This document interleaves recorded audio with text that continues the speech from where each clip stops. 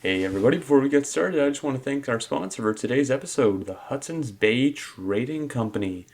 Do you want an uneven tooth Englishman to give you just what you need for just the right price? Then come down to the Hudson's Bay Trading Company. And now let's jump right into the episode. Hey there to all the listeners, welcome back to Hoser History, Canada's #1 rated history podcast for and about Canada. Now, today we got some pretty neat stuff going on. I got the Battle of Seven Oaks, the Pemmican Proclamation, some pretty cool generals, and some even richer lords. Now, first talking today is going to be Rowan about the Pemmican Proclamation. You want to take that away, Rowan? The Pemmican Proclamation all started with the development of the Red River Valley. The Red River Valley has had many generations, starting with the First Nations and the French Canadians as well, where they were centered in St. Boniface. So this is one of the greatest areas of the HBC and NWC fur trading companies. They've been competing in this area for many years. The HBC tried to push out the Northwest Company, but they really just had trouble.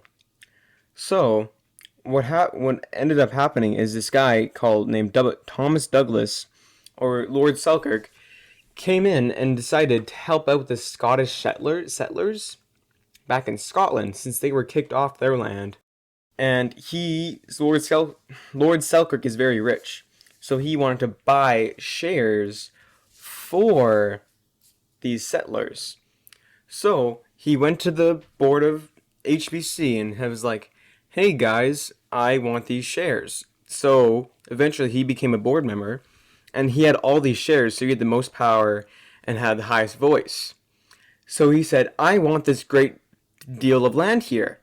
And they really can't tell him no since he has all these shares. And they say, "Oh, you can't do that, but oh, look at all my shares, I can do this." So now he hired Miles MacDonald to initiate this colony in this area that he bought, sort of. So the Northwest Company thought the settlers were a way of the Hudson's Bay Company trying to take the Northwest Company's land. So the Northwest Company was not happy about this, and this eventually led to some arguments. These arguments then led to Pemmican Proclamation. And the Pemmican Proclamation was put in place by the governor, Miles MacDonald, the governor of the Selkirk settlement. And this Pemmican Proclamation happened to mean... Okay, let me start. Yeah, all right. So yes, the Pemmican Proclamation, the big event that happened in the year 1814. The Pemmican Proclamation stated that all pemmican must stay in the area and cannot be exported or of any way. The Métis were not happy since this was a major part of since this was a major part of their economy. Say that a bit quieter, because I can cut it in after. So just say normally this was a major part of their...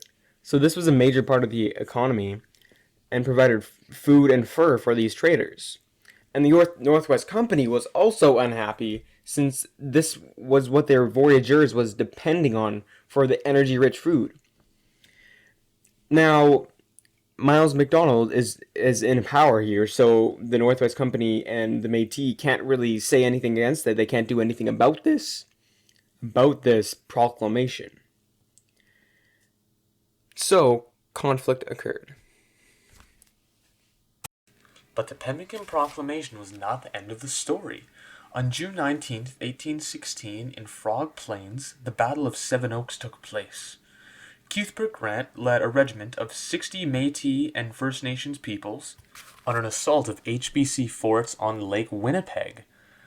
There they encountered Robert Semple and his 28 HBC men. At first the discussions were civil, but it soon led to conflict. Many witnesses say that Semple's men shot first, and Cuthbert Grant's men were simply reacting. Some call this a Battle of Seven Oaks, others refer to it as a massacre. Robert Semple, with his 28 men, had a loss of 20, including Semple himself. Cuthbert Grant and his 60 men had 1 fatality and 1 injury. Now you're probably thinking, Semple shot first. how did he end up losing anyway? But the answer to that is very simple. The Métis and First Nations people had a technique of reloading that was unknown to Semple's men at the time. They would all go onto the ground and lay on their backs in the tall grass and reload their weapons. Semple's men thought they had won. They thought they killed everyone. And right when they were celebrating, all 60 of Grant's men popped right back up and massacred them on the spot. And that is how the Battle of Seven Oaks came to an end. Thank you so much for tuning into the podcast. I'll see you guys next time.